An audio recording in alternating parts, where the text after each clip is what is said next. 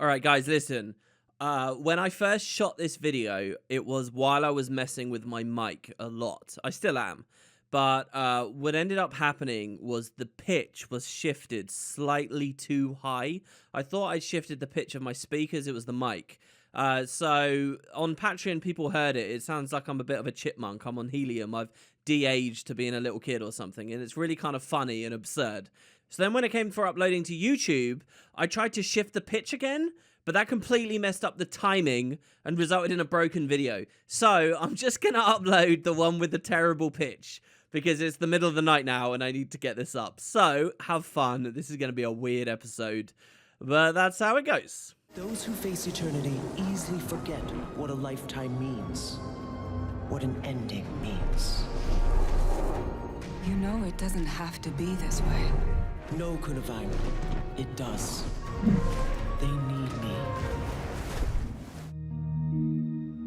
Welcome. End of Dragons Daily 30? Is this 30 or is this 31 at the moment? I might have messed up the titling. Anyway, welcome guys. This is the daily expansion show in which we discuss all the juicy stuff that could be coming up with the End of Dragons expansion. Today we're going to have a miscellaneous grab bag of comments, the last of which is something I really want to comment on. Sort of something I've been unable to articulate properly for years now. But maybe one of you guys has kind of prompted me into it. And so, yeah, we're doing miscellaneous comments because the main topic, I haven't got you guys' responses in yet. That was the video that's currently going up as I speak into the mic. I want to say thank you as well to everyone who helped out with the PC drive yesterday. I'll put the link in the description again today, but the support you all offered was phenomenal. It's really going to happen. We're going to have a new PC, I think, for End of Dragons. I didn't really expect it to be done so quick. So I have a very real situation now of wondering, first of all, how much money we're going to have, but then what to spend it on, exactly what hardware I'll go with. So it will be a bit of a delay before we actually see the fruits of all of this. And I might actually wait for the economy to fix itself a bit next month or the month after with GPUs especially. The double whammy of good news I have to offer though is maybe I found a bit of a solution or at least a temporary workaround with my page file issue. And if it is working, I might be able to crank the videos up a little bit in the interim as well. The graphics just a bit, nothing major, but hopefully I can. What I'll say as well is if I have managed to fix this thing, I'll probably do a technical support video on the channel. It's not something that 99% of you guys would ever want to watch, but this has been such a frustrating road for me that I want to help other people who may be in the same situation. One of the areas over Winter's Day that I was crashing the most at was the secret lair of the snowmen. Like, I would load in and instantly crash out consistently every time. And I did notice a few other people have had that problem over the years. I suspect they've got the same thing wrong with their PC that I do. So anyway, yeah, back to the drive. Honestly, I'm blown away. I will put a link one more time, just today. That's 2 videos, that's it. For anyone who feels like they still want to contribute and is maybe a little bit late to the party or whatever, because obviously we can put it all to good use, but after today, that's it, honestly. It's nuts. I don't want to be greedy. And as well, if you go over to my Twitch, if you did click the link yesterday, I have read out every single person with what they did and any personal messages that they spent. It took ages, but I did do that, and that was lovely. I'll leave it open for today, but after that, we'll move on. So thank you guys, honestly. And let's get in on the questions, shall we? I won't be offended if somebody drops a timestamp for this one. That was quite a lot of preamble. Opening up, we have Wave NP, who says, "Hey WP, I think putting mount skins as a purely Blackline company thing was a huge mistake on ArenaNet's part. Most people I know who play MMOs specifically for mount collecting. In that regard, having all the skins behind a cash shop is a huge turnoff. Case in point, they stopped playing Guild Wars 2 after the story, but continue to pour hundreds of hours into World of Warcraft and FF14. Well, you say case and point. Is it not case in point?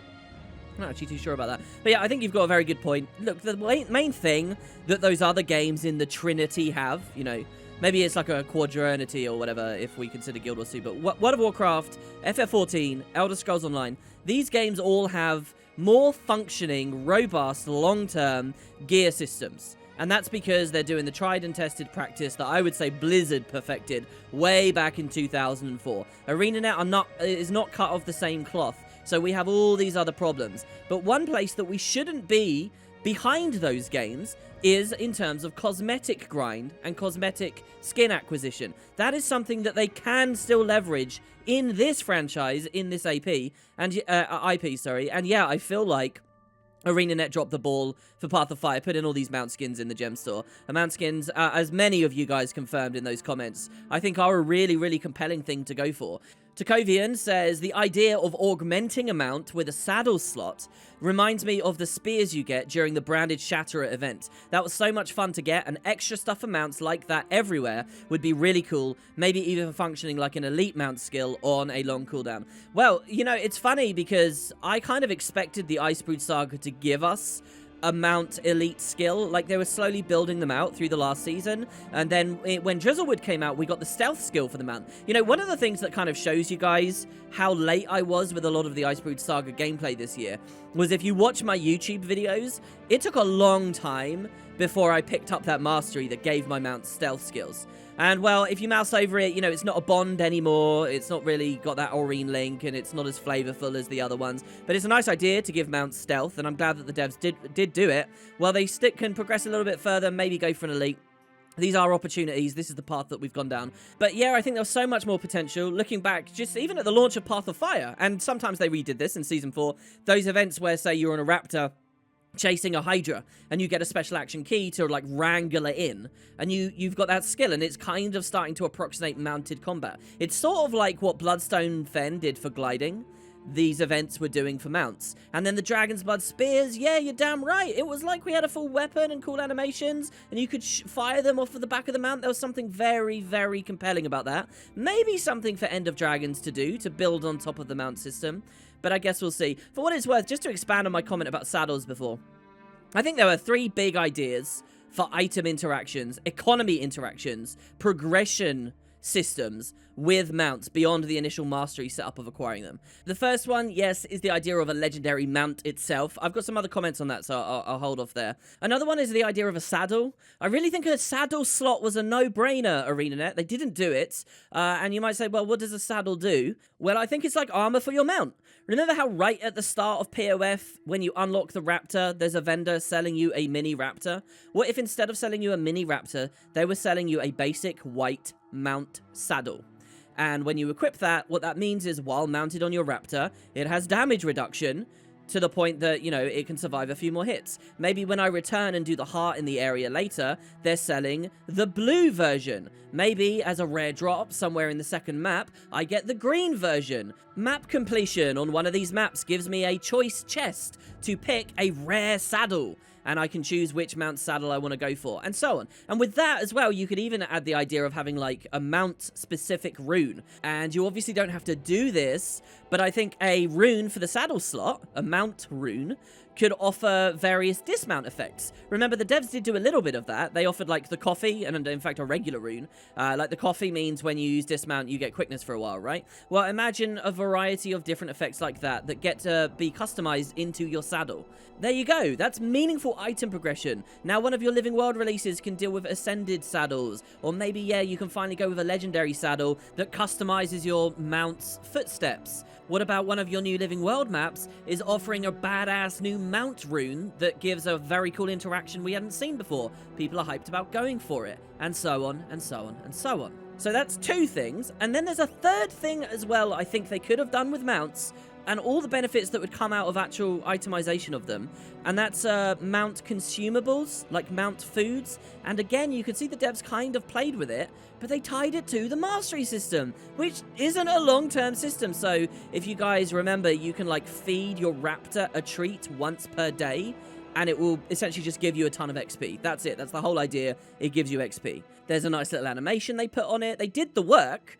And, you know, I kind of get the mastery connection. You know, the Luda narrative there is quite powerful. You know, you're bonding with it, so it's getting stronger and it's learning new abilities or whatever. But in practice, this system was just not really relevant because it's tied to the mastery system. And that's a one and done. It's over, so nobody really thinks about those treats anymore. I'll also make the case that a system like that, a daily gated XP boost, well, that's really a casual-oriented system. That's a mechanism which allows people who only are going to be playing for like 20 minutes a day to just eat a treat in those 20 minutes and get a massive amount of XP proportional to their playtime so they can keep up. And that's a great and honorable idea. except for the fact that it's like a really buried system that casuals aren't interacting with or really knowing about on a great level. It's the vets that knew that, and the vets don't give a toss because they've got so much XP anyway, because the game is already so comfortable giving it to you. So they like squandered this idea of mount consumables, and there are many different ways you could go with it. You could again have it to be with like a combat interaction. I don't really agree with tying it to movement speed. My dream world, this is controversial, I know, but I believe that mounts, yes, should have been in Corteria, but I believe that there should have been some kind of like mount exhaustion system, some kind of resource bar representing acclimatizing to foreign regions as a ballast that means eventually the mount will get tired. And I believe these treats should re-energize your mounts. And to me, I think that's an incredibly important counterweight to encouraging people to still play the game in the normal way, not spam out an entire map completion in one day because of the absurd speed of the mounts, you know, to pace themselves a bit more, have a mix of different experiences with and without it, and all those other incredibly valuable things that I can't convince the community about somehow. So anyway, yeah, a ton they could have done with mounts, and I think they dropped the ball in 3 major areas. It's a shame, because it's hard, and it's kind of shitty to criticize POF mounts, because POF mounts are amazing. It's just all the RPG mechanics and the item mechanics that ArenaNet just never seems to grip in the way I want them to, anyway. Oh, and again on mounts, back to the original commenter. Wow, we're on a real roll here. The idea of them being just locked off in the gem store, I even think that there's a world where this could have been handled a little bit better. Now, I just want to be clear. We're talking about the gem stores, so it's always going to feel icky and it's not that good. But as far as gem store releases go, I actually do quite like how much work they put into the UI. You know, when you click like the random roll thing and you get that sound of the wild and then the doors open and then the mystery thing appears. Like, they put a lot of work in there. I do want to credit that. But it's interesting, the gem store, I remember, of course, during the Season 2 days, where they started experimenting with this idea of not necessarily just selling a skin on the gem store. What they would do is they would sell you like a little quest that rewards the skin at the end. Like the mini Black Lion Angry Chest, I think, was one of those updates. Because people have been saying that they wanted more content from the gem store. So the studio did try a little bit of that and then kind of just went back to not doing it. It's funny, I like to imagine a world in which they'd really ran with that. The community had properly funded those initiatives, you know, paid with their wallets. We'd seen that ArenaNet did a lot with it. And then during the POF era, it would have been kind of nice if when I went to the gem store and I bought a new Raptor skin, I wasn't just given the Raptor. What it actually did was it unlocked, like, a special Raptor out there in the world somewhere that I go on a mini quest to find and collect. And I think that would have been really powerful too, in terms of being able to use all these amazing flashy mount skins in more ways than just as cosmetics for the player base. And that might have been a little bit more fun. Obviously, it only goes so far. Rika F has some amazing information. I never knew this. Listen to this, guys. My ex-boyfriend, sorry to hear it's your ex, by the way, was actually the first person to unlock the secret Griffin mount.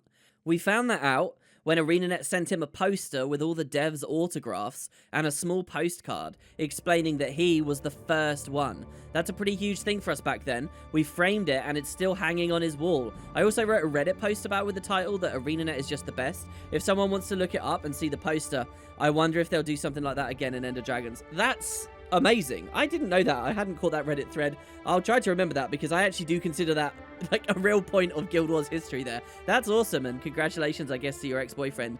That also is kind of cool because my vague impression, and maybe this is just because deep in my heart there is a very jaded cynic. My kind of impression was that a bunch of alpha testers and internal people and devs possibly who knew about the Griffin probably just spammed it out and just got it real quick, that they were the first. And I suppose maybe that's still true, but the idea that they really did leave it open to a player and it was completely hidden, that's awesome. And on that note, I had this message here from Adris Adraki, who says, if only the Griffin didn't get leaked alongside everything else. See, I don't think it did it? I don't remember the Griffin being leaked. Or was it one of those weird situations where it was leaked, and then when official press came out and wasn't talking about the Griffin, everyone assumed that that part was cut? Was that the situation? I think that might have been alright. I also remember that the image depicting all of the mounts in the expansion always had a grayed out Griffin in the back. And you just never, your eye was never drawn to it until finally then we realized it was in the game and they kind of brought it out. That was very cool too. Shogun X says, to be honest, Path of Fire had better missions, better bosses, and better story beats than Path of Fire. Heart of Thorns only had that final boss fight and Season 3 that stuck out as OMFG epic. You know, I think this is a weird comment. First of all, if you're going to credit Season 3 with in attachment of Heart of Thorns, you have to credit Season 4 in attachment with POF. And Season 4 is better than Season 3. They're both amazing, right? They are both a lot better now that they're entirely out and you can go back and play them in full. But Season 4 is leaps and bounds ahead. Like, I think they had some real coding masters doing stuff on Season 4. There's some great things in there. So, I don't know, man, whether that really counts. Also, what was so great about the Heart of Thorns final boss battle? Narratively, I consider it a mess. Mechanically, it was a mess. Bug-wise, it was a mess. I mean, come on. What? They had the party mode achievement optionally on there, but aside from that, I don't know. I was not that into it, unless you're talking about the mouth, which I do think is a good visual meta, but the mouth of Morgemoth in terms of mechanics is also a terrible meta, really. I think that, honest to God, every time I see a Guild Wars 2 patch note and they say they've updated some dynamic event in Thunderhead, right, probably because of latency, I get it, but every time I see an update like that, maybe they've updated something in core, I always think, Christ, if these are on the table, please go back and look at the mouth of Morgemoth. Please make the damage we do to that boss a little bit more incremental. Make some of those other phases more worthwhile. Make it so that the islands get destroyed just a little bit more, a little bit faster. I mean, now that the Sky Scale and the Griffin are in the game, especially, come on, man. Make it a real fight. Maybe it's an argument for a repurpose of the thing into strike mission or a hard guild mission that you can proc. I don't know. That's another topic. Anyway, in general, yeah, I do agree. You guys have had a lot of discussion about the quality of POF story, and it's generally all favorable on Path of Fire's side. I think you guys are right. It's probably just that I've played more Heart of Thorns, and I remember Heart of Thorns a little bit better than POF for whatever reason. So I'm biased towards it. Even while acknowledging that bias is there, I think POF is better. I'm just a little bit let down on the particulars of the information in the library scene and stuff. One of you guys also had an amazing comment. This was a few days ago now. It was going to get into a video and didn't in the end. But you were talking about how great the Vlast crystals were. Scattered all around the desert highlands, the searching for Kesho Lost City beat in POF, these moments where you get a lot of optional dialogue from branching out and they're not like you're not just railroaded, I think were real improvements, and I would love to see a lot of that in End of Dragons, because that was, and again, Always Time for Timey is a similar thing. I've been saying Always Time for Timey was a great achievement, being able to check in with her optionally and get all this bonus decent voice acted dialogue. They were great, all of those moments. The only downside to POF, guys, is, look, around the Desolation section, it just suddenly runs out. That's the main thing I don't want to see in End of Dragons, right? I had that sensation with Heart of Thorns, that, oh god, they're crunched and they're limited and they've got, you know, the end of the road's there. I had that sense in Heart of Thorns, and I had that sense in Path of Fire too. As great as POF was, the second you get back from the underworld in POF, it's like we're on hyperdrive. We're moving at 500% speed, and all of a sudden the expansion's over. Clearly, they had a lot of cool ideas for the Desolation section and the Vabi section that just weren't there in the end. And I don't want that sensation with End of Dragons. Please, for once, I just want a meaty story. And I'm going to come back to that idea of a meaty story in a minute from one of your other comments. Zep says, talking about legendaries and with the legendary armory on the horizon, do you think there will be Gen 3 legendaries in End of Dragons? WP, I watched your full legendary character video a short while ago, which really motivated me to fill in the last slots myself. Yes, thank you. You know what? A lot of people have told me that we actually affected the economy with that video. Like, precursor prices and stuff started jumping after that came out. I love that. I'm thinking, though, should I save my wealth for an eventual Generation 3 set? Curious of your thoughts on the possibility of a Gen 3 set for End of Dragons. Well, I actually kind of mentioned this a little bit on the stream yesterday. I don't really see Gen 3 weapons. I don't think that they've got it in them. I think that this really is it as far as weapons are concerned. What I do still see space for is new backpacks. And the legendary mount idea, I do think, is on the cards. I think they could go for that. I look back at Living World Season 4 and Season 3, every time a new release came out, you know, we're sitting there waiting for Bitterfrost Frontier, and they reveal it's the shield this patch. Oh my god, it's the shield. What did they do? Oh, it's a quaggin and a little bubble in a fish tank. That's cool. And then next release, what are they going for? When's the greatsword gonna be? When's the dagger gonna be? When's the warhorn gonna be? What are they doing? This was a really awesome side of those seasons. Remember when the finale had double legendaries? That was cool. In fact, I remember I was in Seattle when we realized that, and that was crowded out with all the POF announcements as well, but none of that excitement exists for the Icebrood Saga. I'd like it back for End of Dragons and whatever follows, and I think having that exact same situation, but it's a legendary mount instead, would be very compelling. What are they going to do? Is it going to be a raptor? Is it going to be a beetle? We are in Canther. Is it going to be a skimmer? Oh, and what design will they go for? I think that could add a lot of replayability for the veterans as well who are logging into these Living World releases. They want reasons to play a lot, and if you put a legendary in there that they want to go for, then they will feel like there's reasons to grind and stuff, and it will keep them retained for longer, I think. It's very hollow and empty for a lot of those players right now, just because they don't have that added little thing where they're going to end up spending 1,000 gold during the era of that patch. And here's the thing about mounts as well. They're ubiquitous. It doesn't matter what class you're on, you're going to be able to access any of those mounts, which means that, and there's a smaller selection. You know, how many weapons are there? 13 weapons? There are less mounts. I think it works very, very well. But no, as far as a Gen 3 weapons, I don't think the devs will go for it. Even if they did announce it, I think it would be met with a lot of sneering and cynicism, honestly, at the community, because it was so hard and took so long for them to get Gen 2 out. Alright, I know that we're at 25 minutes. I'm going to go extra length today, though, because, again, you guys were so amazing with that PC drive, and I've still got comments I want to respond to, so screw it.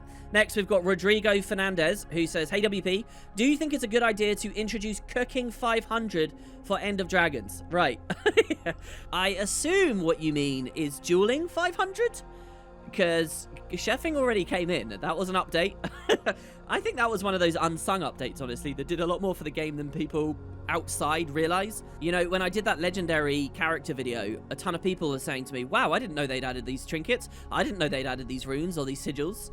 And they have, and yeah, it's in the game. There's ascended foods and stuff in the game. As far as Dueling 500 is concerned, sure, I can see it. I can especially see it now when we're in a world where so many people are freely stat swapping. I did want to engage in a little bit of discussion about how, in my opinion, overpowered the stat swapping attribute of legendaries is. And I wouldn't be surprised, and I think that the game would be healthier for this, if Ascended Jewel Crafting 500, allowed you to make Ascended quality stuff with the ability to stat select swap it. That kind of feels like it might actually work. And now that the game is in a place where the really, really dedicated players, like myself and probably many of you watching, already have a ton of those legendary slots filled in, and it feels like we're at the end of the road for legendary trinkets and all that. Now that we're here, I feel like they can open the door a bit wider to Ascended, and you know, and maybe unify like the idea of the Bloodstone capacitor stuff that we got on Bloodstone Fen, which is also a form of stat swappable Ascended stuff, but just bound to a currency. That is what I would actually like to see, and I think the timing is good for it as well. If ArenaNet adds this, and it's more accessible to get stat swappable gear without going all the way to Legendary, we will have reinstated what Guild Wars should be about, which is that Legendary is for cosmetic.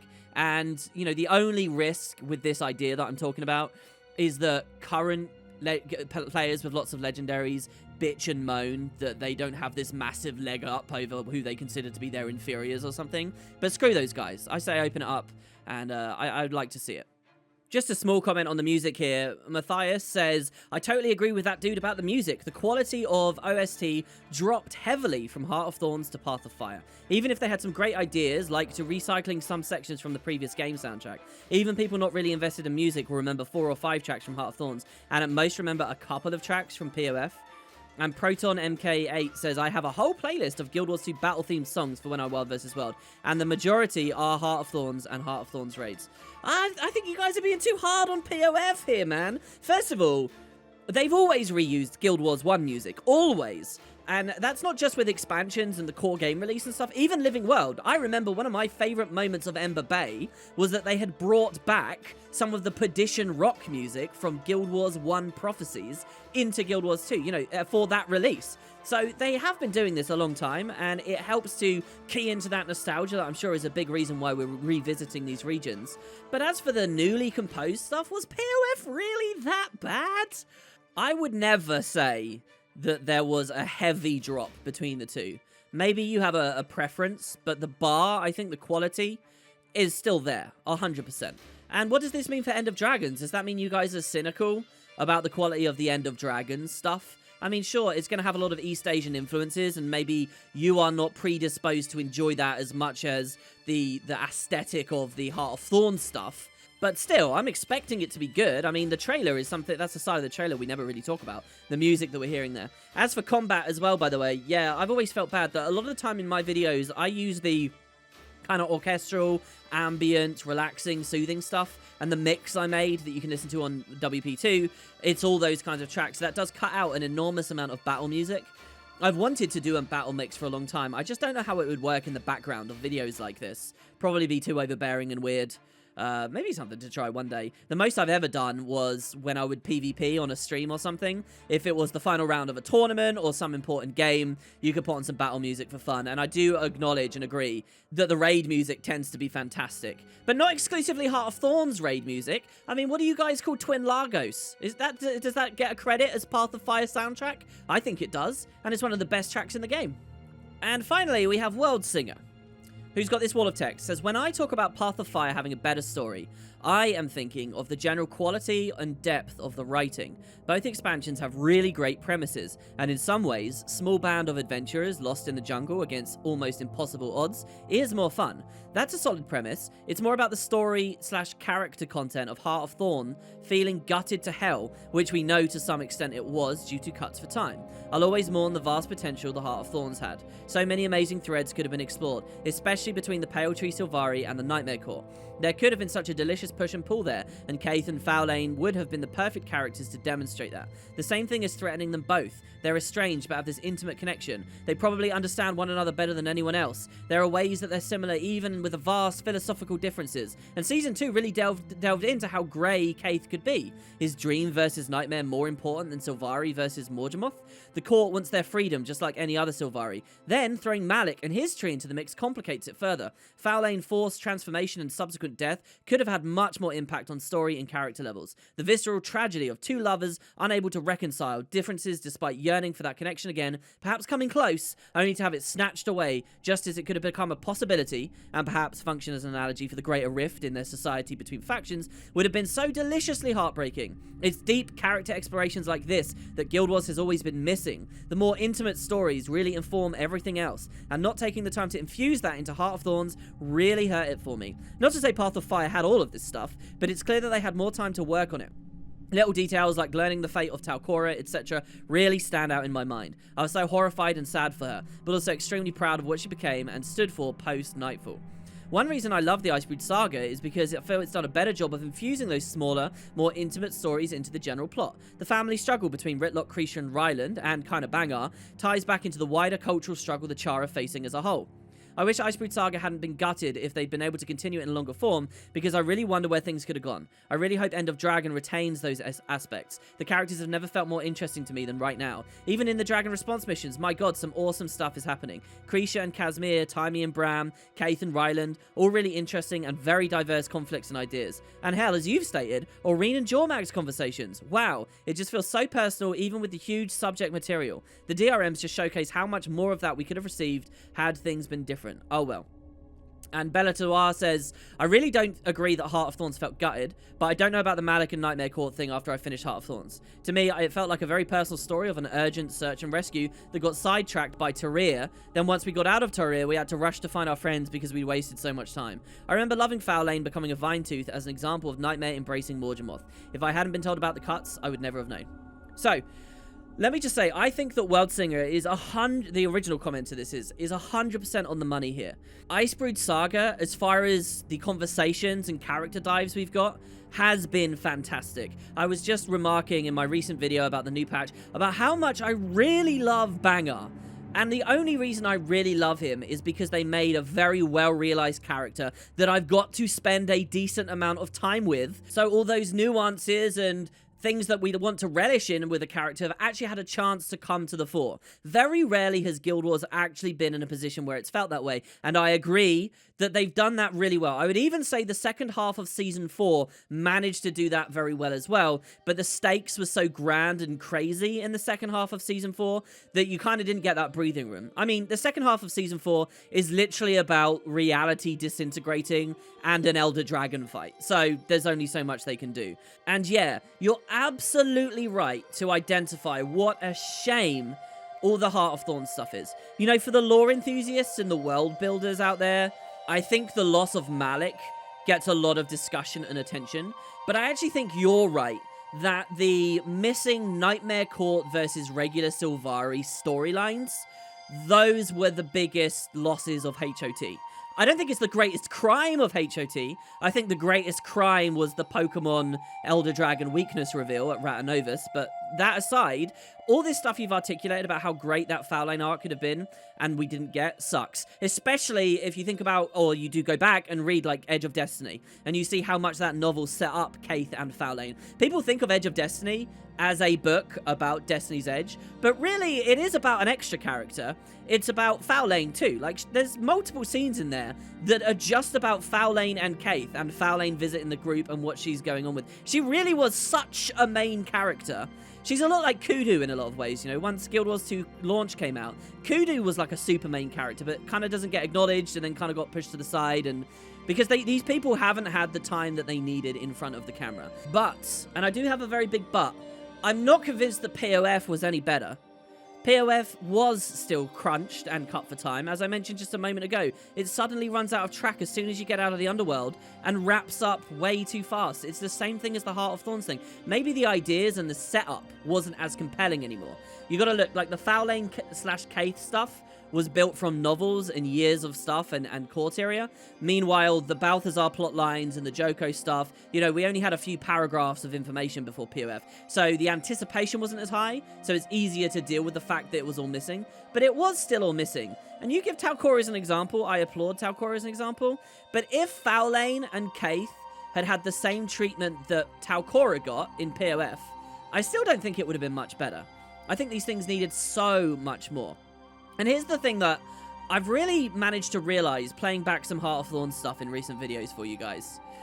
Heart of Thorns represented a bit of a fundamental shift to the whole way that Guild Wars was being explored in terms of like scope. Like, Guild Wars 1 was a big RPG, very wide-reaching, lots of walls of text because they weren't voice acting anything or very much, and, you know, it was very, very deep. Then, yeah, they launched a full MMO in 2012, so you had this enormous amount of play space, all these different subjects, lots to potentially go into. With the first expansion and Heart of Thorns release, the scope was so much smaller, not just in terms of story, but with everything else. I think you get this kind of whiplash from it. And you realize that all these big threads that have been set up kind of in this grand stage before are now getting resolved on a very small stage. And you kind of have to come to terms with the fact that you thought this MMO was about these really, really big situations. And a lot of them are going to end up resolving a lot smaller than you ever thought. Because there's just never going to be the same quantity as, say, what we got. And bizarrely, here we go. I'm about to compliment the goddamn Zaitan arc. But the Zaitan arc still managed to feel big because there was barely any quality in any of the stuff that they gave us, but there was so much that it really still felt like a really big theater and a big campaign. And all these other elements through all the living world, no matter how good it's all got, I think is always going to feel small stage. And that persisted for me through Heart of Thorns, through all the Living World seasons. You know, like when Flashpoint is dealing with putting 2 dragons to sleep. It's like, whoa, this is huge, and we're just sort of learning about it in a conversation with Timey at a machine. This isn't how I imagined I would experience this. And it happened even through POF. POF hit such an incredible bar, though, that when you have moments like you dying and coming back to life in the underworld, I can't help but just play it with my mouth agape. So yeah, they definitely have improved, but I think that there's a difference in the size of the stage. I've never been able to articulate that whiplash feeling that I got from Heart of Thorns and the sudden shrinking. Do you guys know what I mean? Maybe it's only something a lot of Guild Wars 1 players can relate to. Or maybe I'm just a fool. Well, there you have it. That's an extra length End of Dragons daily. Thanks so much once again to everyone with the thing with the PC. Be sure to check out the description for a link to Twitch so you can see your name and whatever you might have said. I'd also like to say, again, don't forget, if you ask a question down below, you could appear in the next episode, the next miscellaneous one. And indeed, can I encourage you guys to do that? Ask specific questions. I'm feeling like I'm really kind of getting a lot out of those ones at the moment, instead of just chiming in conversations that are happening in the comments. Continue to have the conversations, don't get me wrong, but any specific questions at me, feel free to let me have them, and try to keep them End of Dragons focused. Thanks, everybody, and as always, I'll be here tomorrow.